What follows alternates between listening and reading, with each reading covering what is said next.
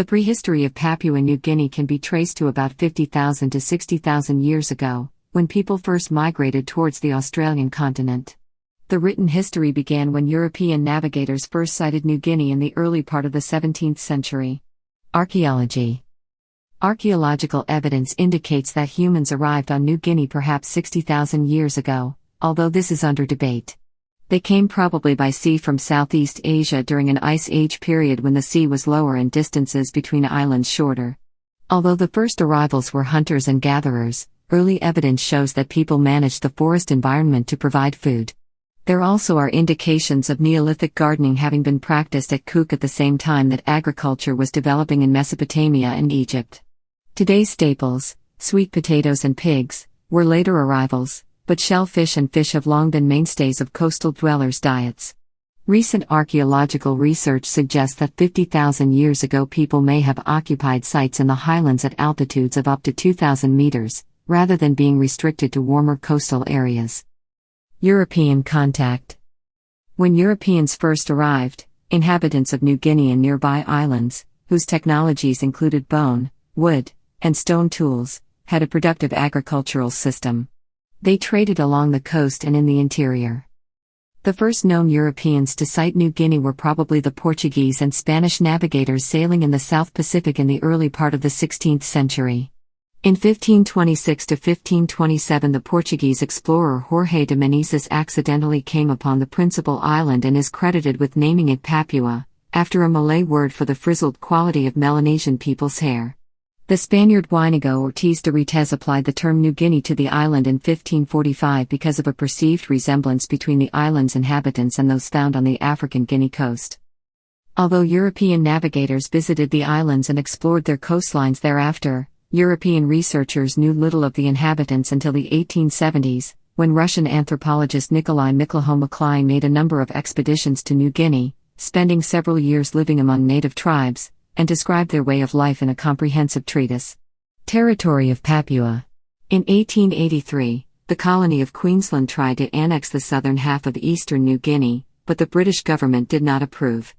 However, when Germany began settlements in the north, a British protectorate was proclaimed in 1884 over the southern coast of New Guinea and its adjacent islands.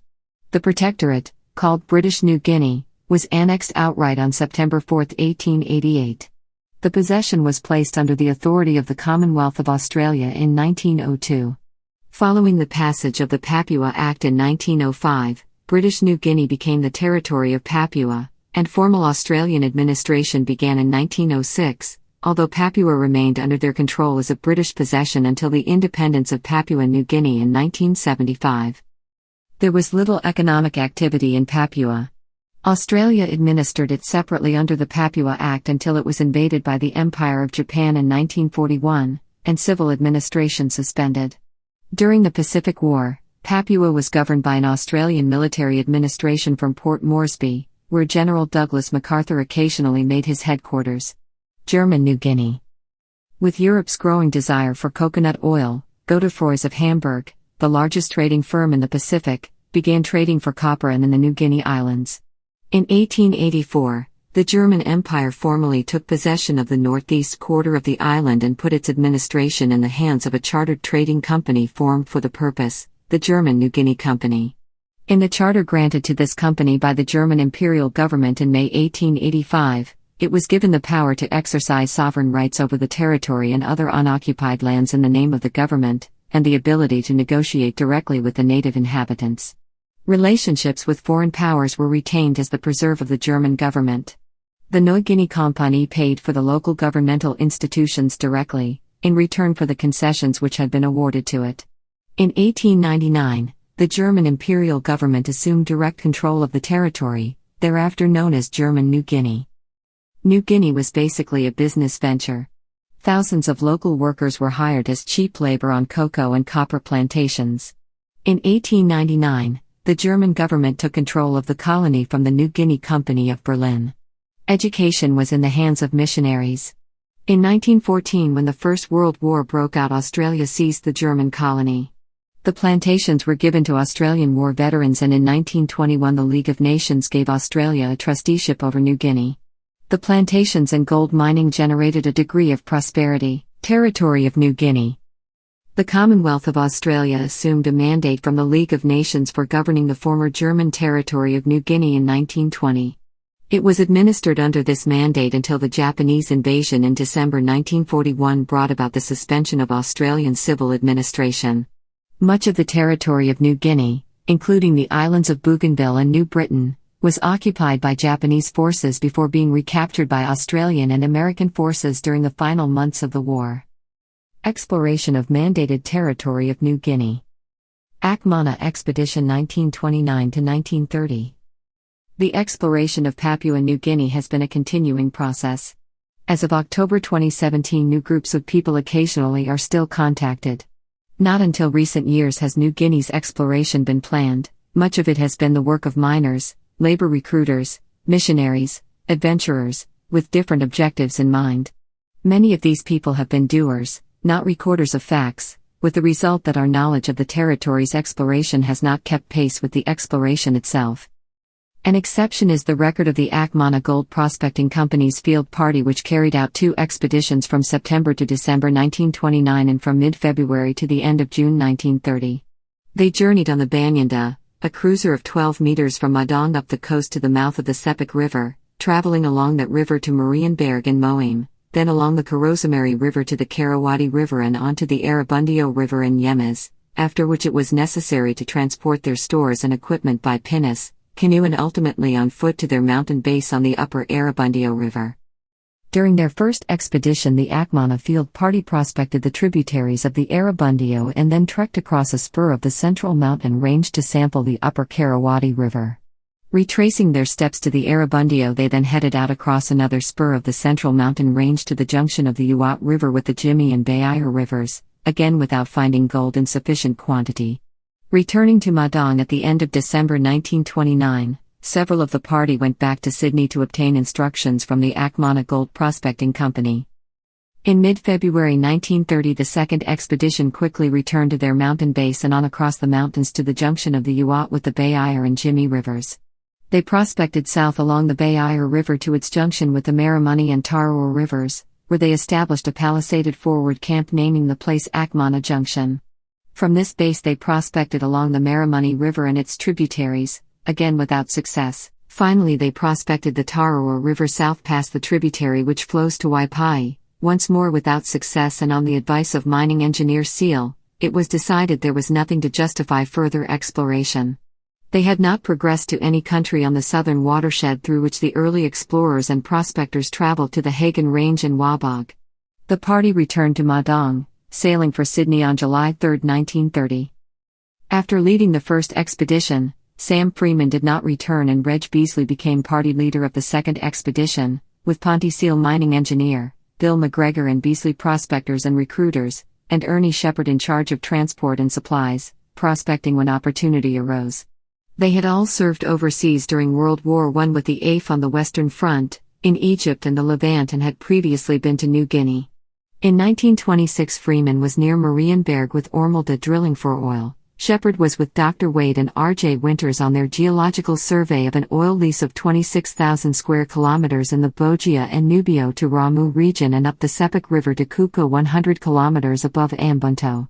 Beasley was drilling test sites for oil with Matahauer in the lower Sepik, and he and McGregor recruited labor on the Sepik and explored grass country to Ewok. Beasley also prospected the Arabundio for gold, and on his promising report to Freeman, Akmana Gold Prospecting Koi was floated in 1928. The Akmana Gold Prospecting Field Party made contact with many peoples they called grass country people, headhunters, pygmies, Whig men, Kanakas, Pumani. These contacts were often with the help of Dribo/Dribu, a leader and spokesman of the Whig men, a most intelligent man of goodwill, with a quiet authority that brought forth friendly cooperation.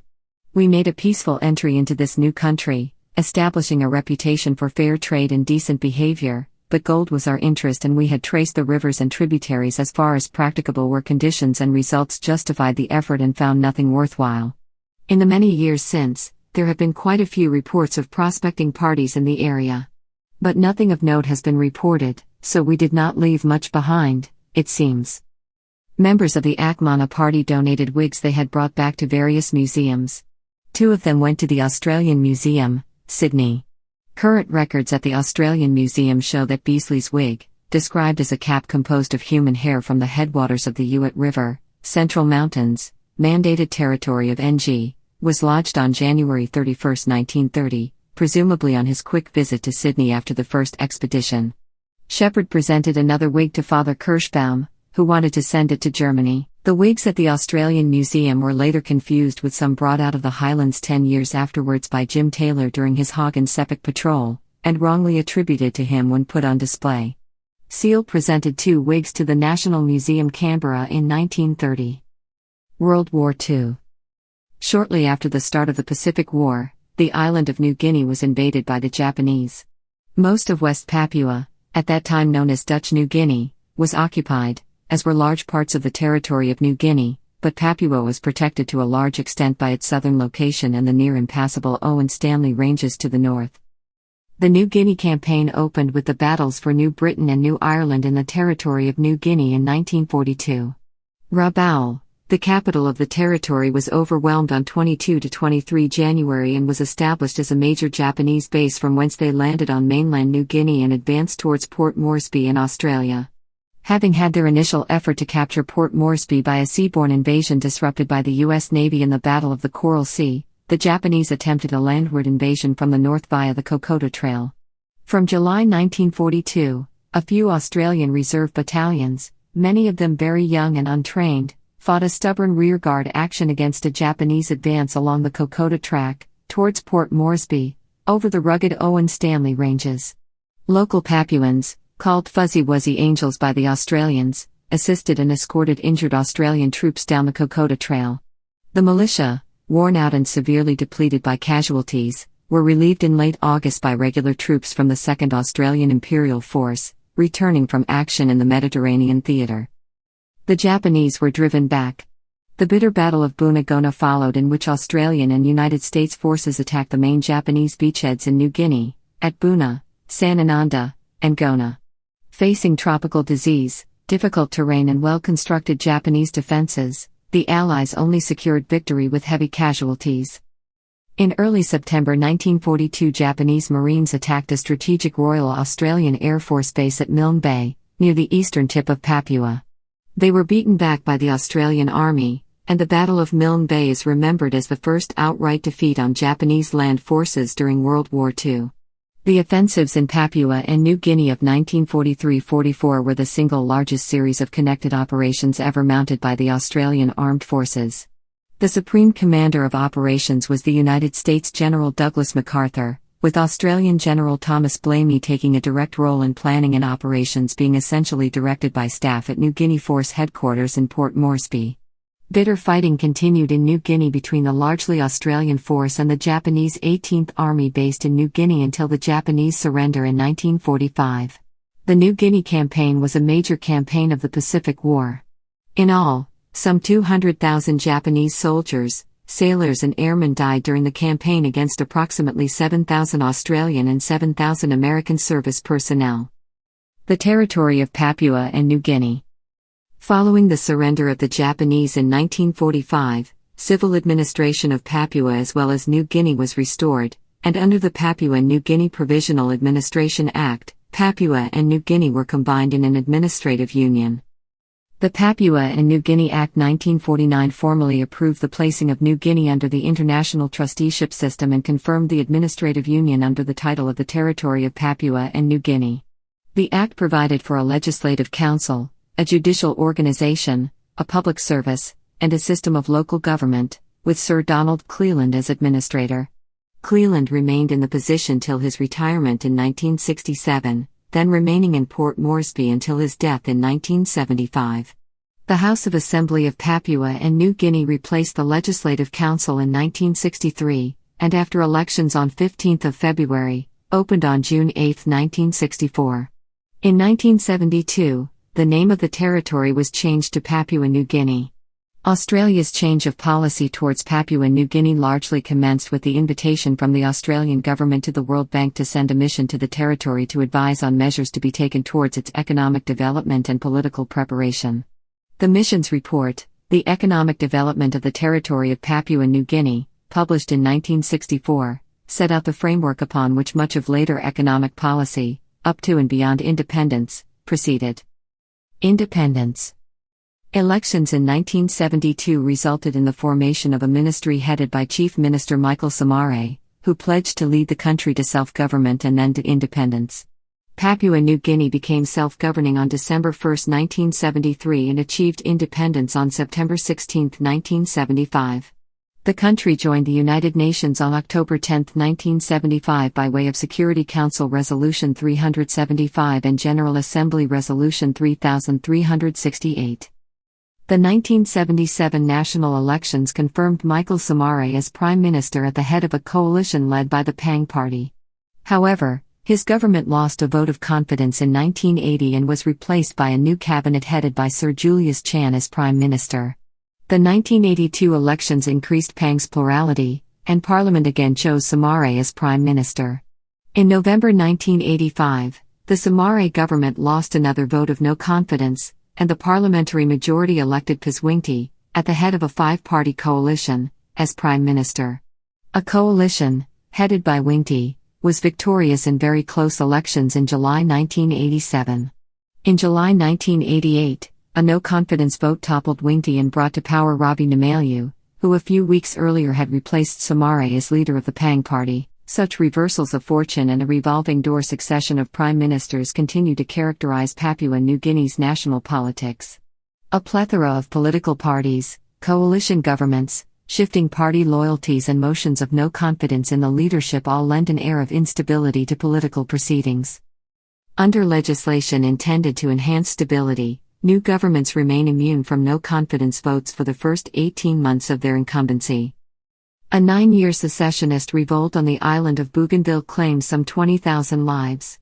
The rebellion began in early 1989, active hostilities ended with a truce in October 1997 and a permanent ceasefire was signed in April 1998. A peace agreement between the government and ex-combatants was signed in August 2001. A regional peace monitoring force and a UN observer mission monitors the government and provincial leaders who have established an interim administration and are working toward complete surrender of weapons, the election of a provincial government and an eventual referendum on independence. The government and rebels negotiated a peace agreement that established the Bougainville Autonomous District and Province.